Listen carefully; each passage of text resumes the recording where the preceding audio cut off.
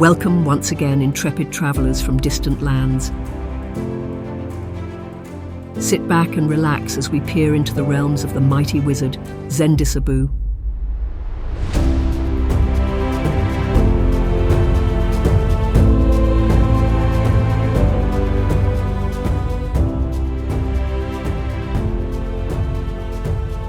When we left our fabled hero last, he was perched atop a bench and staring into the ethers. But fear not, for he did not dally, and soon the construction of Pear's wish had resumed. For as he contemplated his next step, Zendisaboo realized one significant fact. It's hot, most uncomfortably so.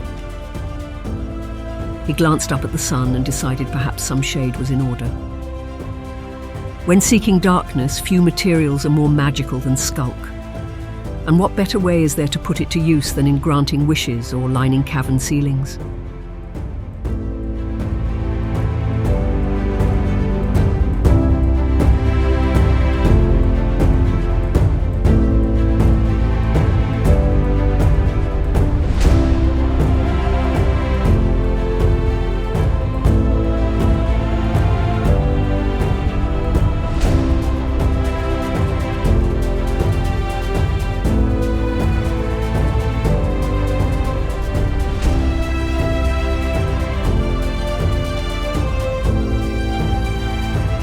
With the skulk happily in place, Zendisaboo was forced to accept another simple fact. It's dark. Though he was not afraid of the gloom, Zendisaboo was tasked with creating a safe passage for Pear, and a monumental chasm of shadow would be most welcoming to terrifying and dangerous creatures that seek such things. I've got it. A few torches and some lanterns ought to sort us out.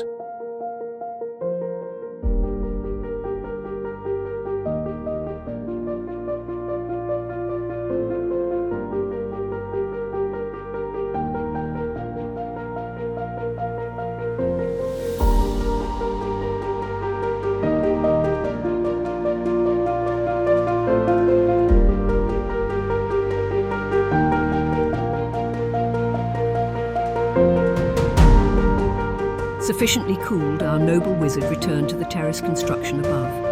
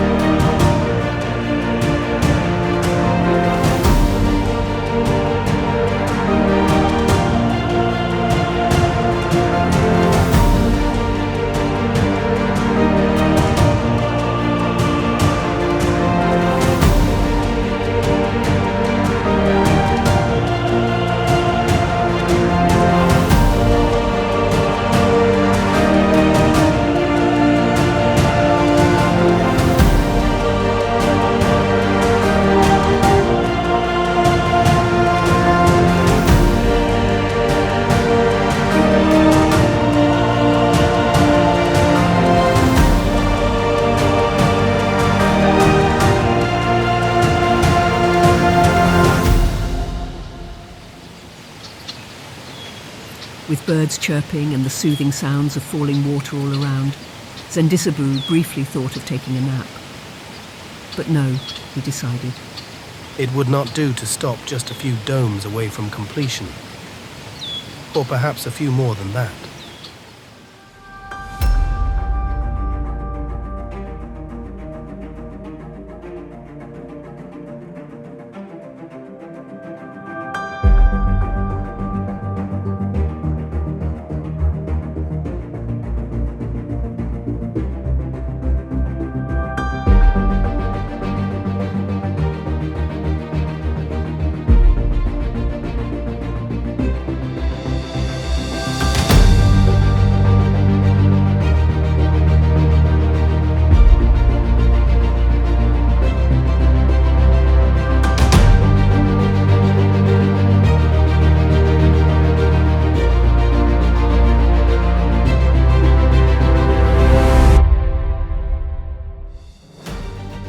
When the final spire upon the topmost dome was completed, Zendisaboo took a moment to gaze upon the surrounding countryside.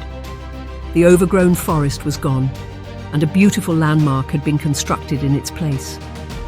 But, as is often the case with wizards and magic, there is always room to do more. That is, as long as it isn't dinner time, of course. And dinner time it was not. Zendisabu took note of the midday sun high above and then cheerfully announced, Excellent! There's more than enough time for magic to bring these gardens to life. and time enough there was.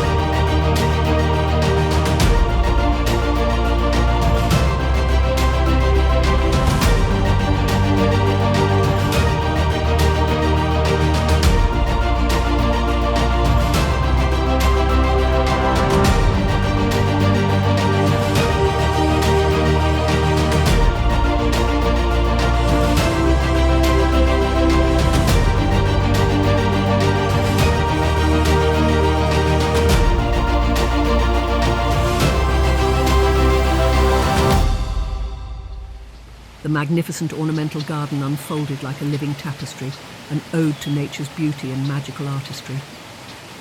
Pathways soon became lined with vibrant flower beds bursting in a kaleidoscope of colours. Roses, peonies and lilac intermingled with exotic orchids and poppies to create a stunning, fragrant display.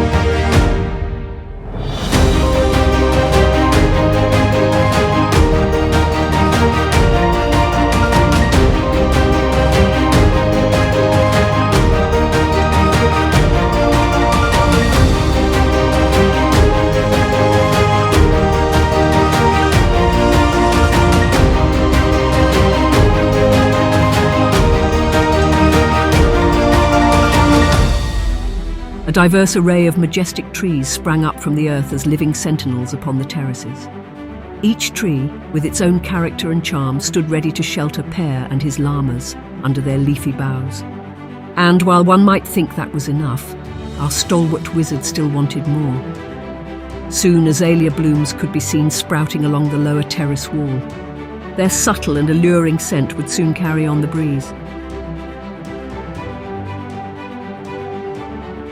With the azaleas planted, Zendisabu was about to move on to another part of the gardens when he felt a slight rumble that shook him at his core, and he realised, I've missed my mid-afternoon snack.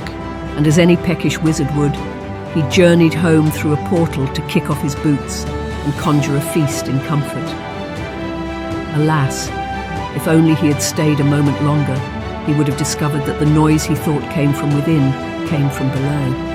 But that, I suppose, will be a story for another time.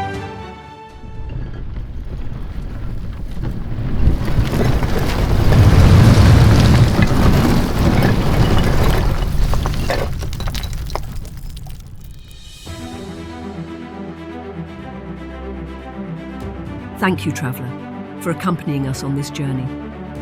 It is our sincere hope that you enjoyed your time here enough to watch once more. when next our realms align. If so, please like, subscribe, and choose to be notified on your magical devices when our story continues. But for now, farewell.